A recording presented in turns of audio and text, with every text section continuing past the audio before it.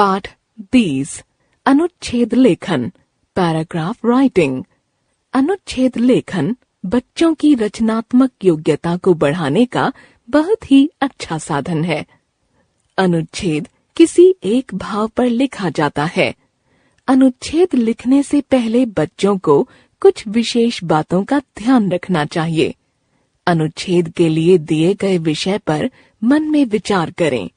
अपने विचारों को क्रमानुसार लिखें। अनुच्छेद में शुद्ध, सरल एवं स्पष्ट भाषा का प्रयोग करें। सही शब्द और सही वाक्यों का प्रयोग करें। विस्तार से बचें। अनुच्छेद कैसे लिखें? सर्वप्रथम दिए गए विषय की भूमिका लिखिए। उसके बाद क्रम से विषय को स्पष्ट कीजिए। सबसे अंत में विषय से संबंधित सुझाव आदि देते हुए अपने विचार रखिए। अनुच्छेद लेखन में भूमिका, विषय विस्तार और मूल्यांकन सब एक ही अनुच्छेद में लिखे जाने चाहिए।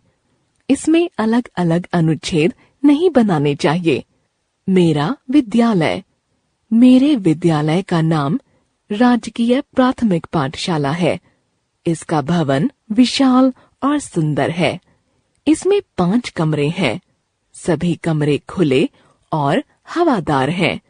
इनमें रोशनी तथा बिजली के पंखों का बहुत अच्छा प्रबंध है।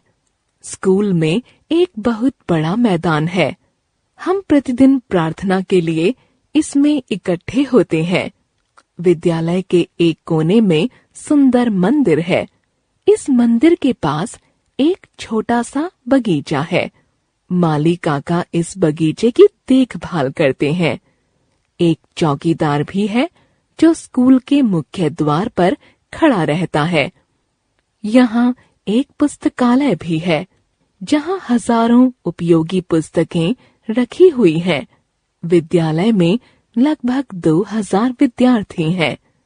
विद्यालय के सभी अध्यापक बहुत परिश्रमी हैं। वे हमें बड़े प्यार से पढ़ाते हैं। मेरा जन्मदिन। मेरा जन्मदिन 5 जुलाई को आता है। मेरे मम्मी पापा हर साल मेरा जन्मदिन बहुत धूमधाम से मनाते हैं। इस बार भी मेरा जन्मदिन बहुत धूमधाम से मनाया गया। अपने जन्मदिन पर मैंने सुबह जल्दी उठकर दादा दादी और मम्मी पापा के पैर छुए, नहाकर नए कपड़े पहने और मंदिर में पूजा की। शाम के समय मेरी मम्मी ने मेरे सभी दोस्तों को पार्टी में बुलाया। मेरे नाना नानी और मामा मामी भी अपने बच्चों के साथ आए। मैंने केक काटा। मुझे बहुत सारे उपहार मिले। हमने मिलकर कई खेल खेले। पापा ने हम सबकी फोटो खींची। मैं अपनी दादी और नानी के साथ खूब नाचा। सबने मुझे जन्मदिन की बधाई दी। मेरे प्रिय अध्यापक। मैं 3री कक्षा में पढ़ता हूँ। मेरे कक्षाध्यापक श्री उमेश नारायण जी हैं। वे हमें सभी अध्यापकों से अच्छे लगते हैं। उनकी आयु लगभग 50 वर्ष है। उनका कद छोटा है। उनके बाल आधे सफेद और आधे काले हैं। वे हमें हिंदी पढ़ाते हैं। वे कक्षा में समय पर आते हैं। उनका स्वभाव बड़ा ही अच्छा है। वे किसी बच्चे को कभी नहीं पीटते। वे कभी कभी गुस्से में भी होते हैं तो हमें नसीहत ही देते हैं। कोई शारीरिक दंड नहीं देते। वे अनुशासन प्रिय हैं। हम उन्हें देखकर स्वयं ही शांत हो जाते हैं। सभी अध्यापक और छात्र उनका आदर करते हैं। स्वतंत्रता दिवस। स्वतंत्रता का मतलब होता है आजादी। हमारे देश पर कई वर्षों तक अंग्रेजों का शासन था। वे हमारे देशवासियों पर बहुत अत्याचार करते थे। फिर सभी देशवासियों ने मिलकर आजादी के लिए लड़ाई लड़ी। आखिरकार 15 अगस्त 1947 को देश आजाद हो गया। तब से इस दिन को स्वतंत्रता दिवस के रूप में मनाया जाता है। इस दिन प्रधानमंत्री लाल किले पर तिरंगा झंडा फहराते हैं और राष्ट्र को संबोधित भी करते हैं।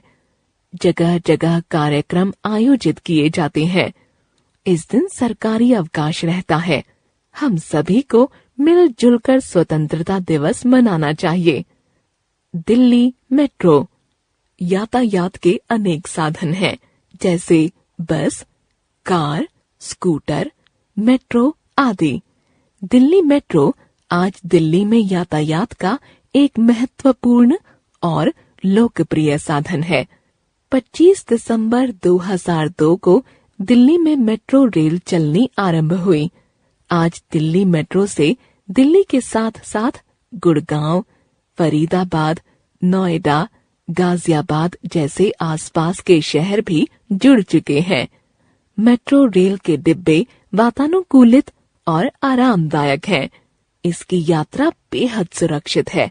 इससे समय की बचत होती है और जाम से छुटकारा भी मिलता है। मेट्रो के चलने से दिल्ली को प्रदूषण से भी कुछ राहत मिली है। यह दिल्ली के लिए एक वरदान है।